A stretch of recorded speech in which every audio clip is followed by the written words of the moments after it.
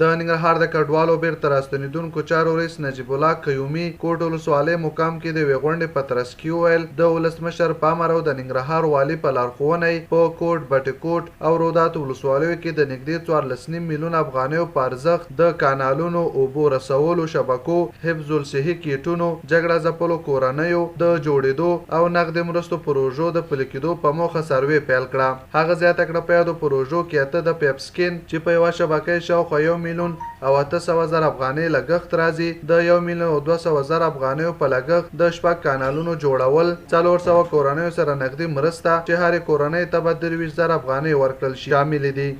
بستر کې مننه کوم د جناب قدرمن والي صاحب نه چې الحمدلله په یو ویشت ولسوالیو کې امن دی او هغه خلک هغه کورنۍ چې بې ځایه شوي دي هغه خپلو ولسوالیو ته راستنېږي او ستانه شوه استقرار صورت ونیولو. د جناب والي صاحب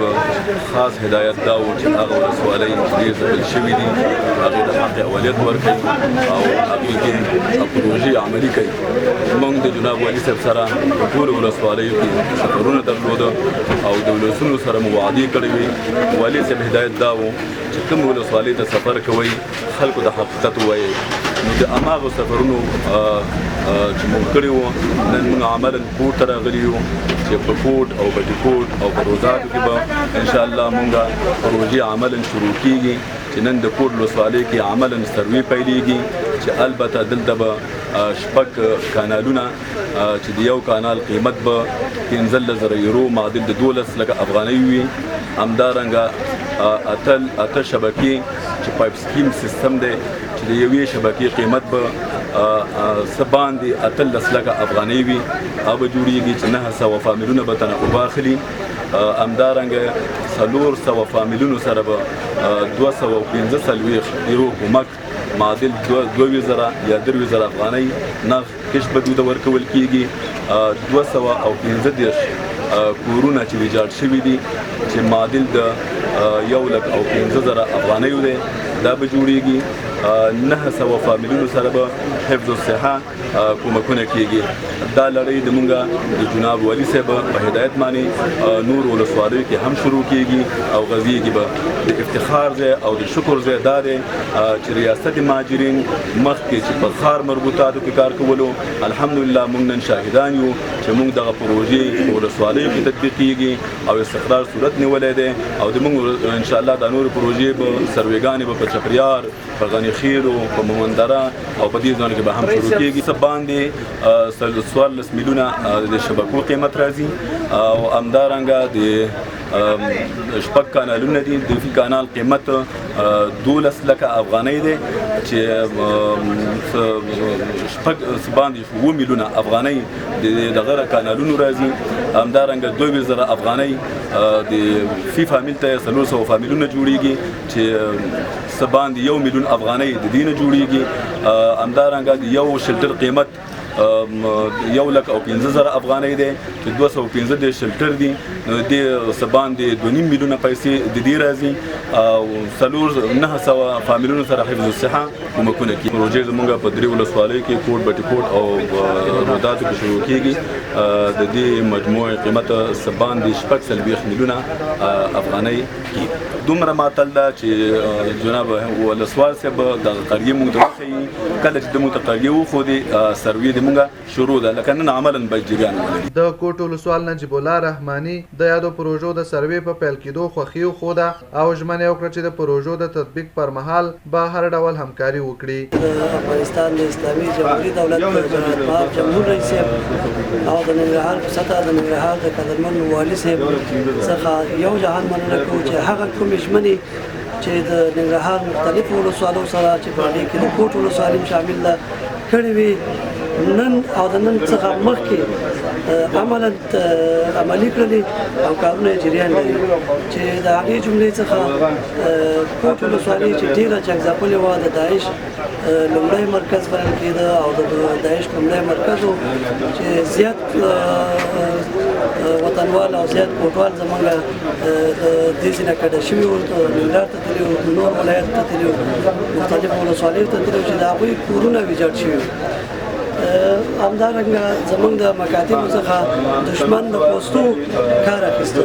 همدارنګه د کلینیکونو څخه چې خوشبختانه نن په کوټ ولسوالۍ کې د 13 مکاتبو تامینونه جوړیږي همدارنګه یو 50 بستریزه شفاخانه مونږ ته جوړیږي کارونه جریان لاندې دي او روان دي او همدارنګه یو کلینیک چې د سلامت خېلو په کلیه کې د هغه راته جوړیږي استنادي دیوالونه په مختلفو ساحو کې فعلا 15 استنادي دیوالونه چې یو 1550 په دغه مترو کې کارونه جریان لري او شروع دي دلیلش مساجد هم په دې پروژو کې د کار لاندې دي فعلا د ننګرهار د ریاست مهاجرینو لخوا او د جرمن اګرو اکشن د دبليو ایچ ایس موسسې لخوا زمونږ تقریبا د یو کال په موده کې چې کارونه به په راتلونکو څو ورځو کې شروع شي 1100 نفرو ته صحي ټولکټونه توزیع کېږي همدارنګه 215 کورنیو ته هغه کورنۍ ته چې جنګ ځپلي کورونه وران شوي سوځول شوي هغوی ته بیا سرپناه جوړوي 215 کورنیو ته سرپناه جوړوي 400 اړمنو کورنیو ته چې هر یو ته د 3 میاشتو لپاره 215 یورو د همدې دبليو ایچ ایس موسسې لخوا کومک توزیع کېږي چې دا هغه کورنۍ دي چې جنګ ځپلي دي بېوزله دي غریب دي او بېوسه دي همدارنګه شپږ کانالونه جوړیږي کوټ ولسوالۍ کې فعلا هم زیات کارونه جریان لري د مختلفو ادارونو چې د چاک دهات اقترابا ناویره خو فعلا د دبليو ایچ موسسې لخوا شپږ کانالونه جوړیږي چې سروې به ان شاء الله د څو ورځو کې د دې په وینا پیل شي د تیر په شان چې په کوټ مختلفو کلیګانو کې په د میلیونونو پروژې کارونه جریان لري خو تر اوسه پورې پکې لله الحمد شفافیت او د امنیت په حساب باندې کومه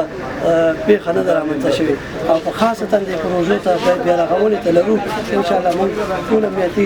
مسؤلین ورته متوجه کړو د کوټ قومي مشرانو حاجي سید رحمان مومند طاووس خان او امیرجان کوټوال د ولایت ادارې څخه مننه وکړه چې جګړه ځپلو بیرته راستنه شو او بې ځای شو کورنیو ته پاملرنه شته البته د مهاجرینو د رئیس د راتګ نه مننه کوم ورسره په خوا کې د نړیوال صاحب نه چې د مؤسساتو په نمایندګۍ راغلی او په ټوله کې مننه کوم د ننګرهار د قدرمن والي صاحب نه چې کوټ ته پام راړولی دی او کوټ ته دغه پلاوی رالیږلی دی د کوټوالو ستونزې عملا لیدلې وي ځکه یې دغه اقدام کړی دی د جناب والي صاحب نه یو ځل بیا مننه کوم چې دې خوا ته یې پام راواړو او ریاستونو ته یې هدایتونه کړي دي چې تاسو ورشئ او په کوټ کې کار وکړئ نننۍ پروژې چې تاسو ولیدلې او واورېدلې چې هغه د 5 هغه شبکو د اوبو نه دي چې یوه شبکه به 300 فامیلو ته یا 200 فامیلو ته پاکې او صحیح اوبه رسوي او همدا نمونه د شپږو بندونو په حساب خبره وشوه د زراعتي ځمکو د خړوبولو په خاطر باندې د دې ترڅنګ د هغه کورنیو سره د مرستې او د کورونو د جوړولو په حساب باندې خبره وشوه چې کورونه د جنگونو له امله وران شوي وو ویجاړ پراته دي خلک لاوسه دي هغې ته 215 شلټرې به انشاءالله جوړیږي هغه شلټر پروګرام به دلته عملي کیږي او د دې ترڅنګ د 400 بېوزلانو سره چې هغه د شهداو کورنۍ دي چې په دغه تیرو 4 کلونو کې په کوټ کې بې دریغه شهیدان وشو د داعش د ډلې په جنګونو کې د هغوی سره به نغدي کومک کیږي یو ځل بیا مننه کوم چې د کوټ د خلکو د هوساینې دپاره د ننګرهار قدرمن والي صاحب دغه پلاوی کوټ ته رالیږلی و او د کوټ د خلکو هغه ستونزې په نظر کې نیولې وي حاجي خان یم د کوټ د طاووس خیلو د کلي ملک زه الحمدلله د دغه کلي د تقریبا د 3000 کورو مشر یم دغه کومې پروژې چې نن زموږ ولسوالۍ ته د ریاست مهاجرینو لخوا نه رالې او یو بل هغه دغه څه نوم یې دغه نړیوال صاحب د خوا نه او د مهاجرینو د ریاست د خوا نه رالې موږ ته مننه کوو چې دغه سرپناه خلکو ته یې کورونه راوړل او دغه ورانو خلکو ته یې سرپناه کارونه وکړل، غریبانانو سره کومکونه کوي او بندونه زموږ نه و دوی دپاره یې بندونه راوړل، د سیلاب وهلو خلکو ته یې استنادي دیوالونو پروژې راوړلې. موږ دې مننه کوو، کور یې آباد او خدای پاک دې ورسره ډېر ښه وکړي. مننه دې کوو. دغه فعلا چې کومې پروژې دلته رالې، جناب رئیس صاحب دلته راغی، دلته کوم مایسات ورسره راله،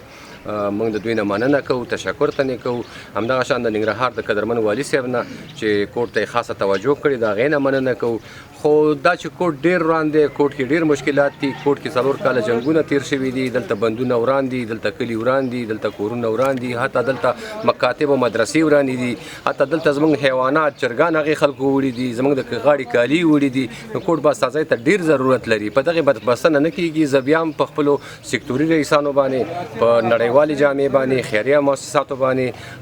غږ کوم چې راوړاندې شي او د کوټ د خلکو سره کومک وکړي. دوی د یادو پروژو د تطبیق پر مهال پر شفافیت، کارونو ګړندیتوب او په معیاري ډول د چارو په ترسره کېدو ټینګار وکړ.